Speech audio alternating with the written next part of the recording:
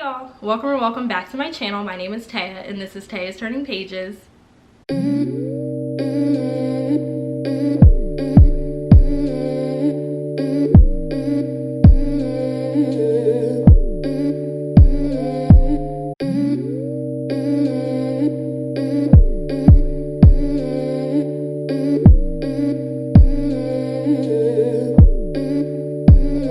By the title of today's video, you can tell that this is going to be my 5-star predictions, and honestly I hope that all of these books that I share with you guys today will bring out a 5-star rating in me once I actually read them. I do have 10 books here, and so we will see if, you know, they will get that 5-star rating out of me. I'll probably return back to this video and maybe do a reaction or just a simple video down the road, like later on in the year, letting you guys know which books did get a 5-star rating out of me and which ones unfortunately didn't. So because we have 10 books here, we should probably get started, so let's go. So the first book that I have here, I actually shared it in my Barnes & Noble Come Shop With Me video. I will link that up above or in the description box down below, but I already called it and said it's probably going to be a 5-star read, and it is Confessions by Kane Minato. So I actually picked this up when I was going shopping at Barnes & Noble, and I was so excited when I found this because everyone and their mother has been talking about this book and I feel like raving about it.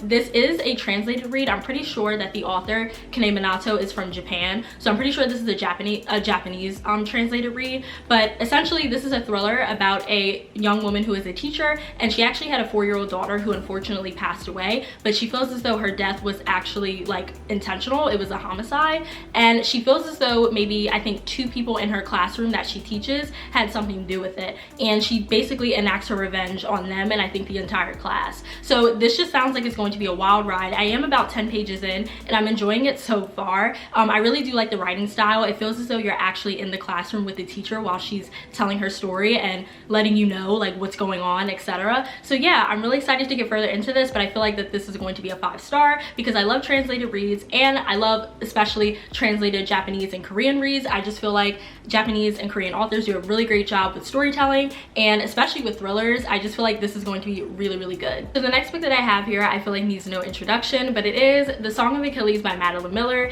Yes, I am one of those people that feels as though this will be a 5-star read. I did read a sample of this on my iPad and realized that I was actually enjoying it, so I decided to pick up the physical copy. I haven't picked it up since, but I do plan on reading this very soon. I want to say that this might make it onto my February TBR, but it might not. I feel like this might be a March read. I don't know, we will see, but I do want to read this very early in the year, so this is a priority. But I'm not going to give a synopsis on this or anything like that, just because I feel like you guys know what this book is about. It is a Greek mythology retelling about Patroclus, I think, and this also came out years ago, and I think Madeline Miller is actually coming out with a new book this year. I think Circe is the other book that's out right now, but I think she's coming out with another book that's about Persephone or something like that. I don't know. I also don't know why I feel like this is going to be 5 stars. It's just something in me is telling me it's going to be, but I don't know why, because I'm not like a Greek mythology type of like gal. Like, I of course respect it and appreciate like the gods and everything that we know, like Zeus and Athena and Venus and Artemis, etc.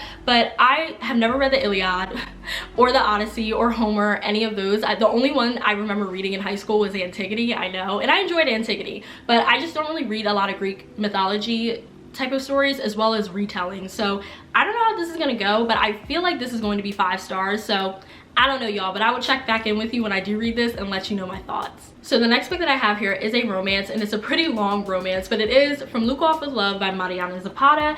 And this one right here, I'm honestly very, very excited to read this one. It is pretty thick, as you can see. Like, this is a chonker, but I'm still excited to read it nonetheless. I don't typically read a lot of slow burns, but the ones that I have read so far, I actually really enjoyed them, and I think I'm starting to realize that I do like them to a certain extent. I kind of like the whole will they won't they thing, and the whole angst and the tension, and oh my goodness, like, are they gonna like get together or not? I kind of like it. It's kind of fun, so I feel like I might enjoy this one, especially because Mariana Zapata is like the queen of slow burn, so I really want to give this one a try. This is about a figure skater, and I love ice skating. I'm not an ice skater myself, and I don't even know how to ice skate that well, but I really love the sport. Like, watching it, it's so beautiful, and so I figured why not pick up this book. Sounds like it's going to be a hard-hitting story, probably very heartfelt, and gonna pull at your heartstrings. I'm really excited. Next book that I have here is another romance, and it is 7 Days in June by Tia Williams. Yes, I am still one of those people that have not read this book yet, and honestly that's a crime because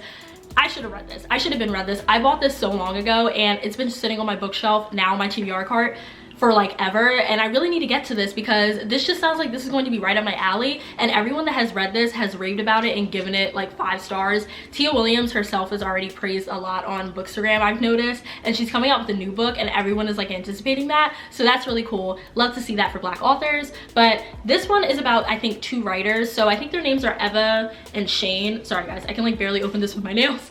I think, yeah, Eva and Shane, and they were originally like, I think, like really good friends, and they were close, and I think they also had a fling back in the past, like when they were teenagers, and then of course life happened and they ended up going their separate ways, and I think they ended up falling out. But then years later, they, I think, both find themselves at this like writers convention and they notice one another, and then I think they start to try to like rekindle whatever they had and also work through like any past trauma that they both experienced together as well as individually and face it head on. I just feel like this is going to be really interesting. It also has that like writers, like author trope going on in here, which I love, and I feel like most people love that in books, so I'm really excited to give this one a read, and I just feel like this is going to be a 5 star. So the next book that I have here is actually a book of the month pick, and I think it was a book of the month pick for December, but it is called Olga Dies Dreaming, and I don't know how to pronounce that author's name, but here it is right here. I don't know why this isn't focusing. There we go. This cover art, stunning, beautiful, we love it.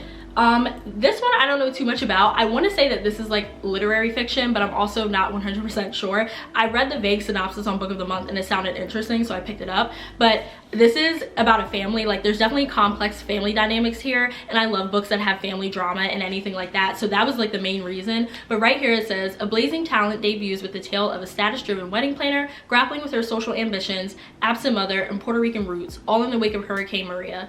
That sounds really good. So yeah, like I said, it's family dynamic. It's something about these 2 siblings who have to deal with the fact that their mother, who was pretty much absent, I think, throughout their entire childhood, is now coming back, and they have to deal with her return and all that comes with it in the midst of Hurricane Maria. So yeah, this sounds like this is going to be another hard-hitting book, probably heartfelt, and I can't wait for the drama that ensues. So I'm really hoping that this one will be a 5-star read. Okay, so the next book that I have here is The Push by Ashley Audrain. So this is another book that I mentioned in my Barnes & Noble Shop With Me and haul video. I don't think I called this out and said that this is going to be a 5-star prediction, but I'm calling it out now. I feel like it's going to be a 5-star prediction. I've seen this on everybody's favorite book of the year list last year, and I just need to read it. I feel like I'm missing out, but I feel like I'm also going to really enjoy this because this is a psychological thriller, and those are my favorite types of thrillers. But right here it says, in the flap, it says, a tense page-turning psychological drama about the making and breaking of a family and a woman whose experience of motherhood is nothing at all like what she hoped for and everything she feared. It sounds really interesting. This does explore themes of postpartum as well as just postpartum depression and what it means to be a new parent and a new mother, and how to really navigate motherhood and how to form connections, I'm assuming, with your children. I'm not a parent yet, but I still really want to read this. I feel like that this is going to be just really hard-hitting and very interesting, and everyone who raves about this book talks about the ending in particular. Everyone says that there's this sentence in here that really just gets to them, and I want to know what it is. So I feel like this is going to be a 5-star. And the last physical book that I have here is a thriller, and it is Grown by Tiffany D. Jackson. So I did show most of these books in this pile in my like top 22 books to read in 2022 video, but I feel like a lot of these are going to be 5-star reads for me, and this one is no exception. So this one, like I mentioned, is a thriller, and it is about this girl named Enchanted who wants to be a singer, and she meets this guy named Corey who is a lot older than her, but he is in the entertainment industry, and he's like living the fast life, living the high life, etc. And somehow Enchanted gets kind of like caught up with him, and I think he like tries to act like he takes her under his wing and be her mentor, but in reality he's actually like grooming her, I think, and preying on her. So it's a really like intense book with intense topics, but I know that Tiffany D. Jackson really wanted to explore Black girlhood, but also exploring the detrimental effects when Black girls are abused and groomed and preyed upon, and when they actually bring it, you know, to the light, it's not taken as seriously, or people just don't believe them. So I think it's going to explore all of those topics, but also still be like a thriller, because something bad in here happens to Corey, and Enchanted finds herself in the midst of all of it. So I can't wait to read this one. I've heard nothing but great things about it. Everyone who has read it that I've seen praised it and said it was just a phenomenal book. And this is going to be my first introduction into Tiffany D. Jackson's work, so I'm really excited for this one. But but I feel like this is definitely going to be a 5-star. Okay, so the next books that I have here are not in my possession. Like, I don't have the physical copy because they haven't either come out yet or I just don't have them yet. So I will be looking at my iPad just to make sure that I don't miss any. But the next book that I'm really looking forward to and I feel like is going to be a 5-star read is Hookline Sticker by Tessa Bailey. So it is no surprise that I loved It Happened One Summer. I actually don't have it on display anymore because I finally completed my Bratz collection, as you guys can see on my shelf. So I did put Chloe here and I ended up putting It Happened One Summer right here.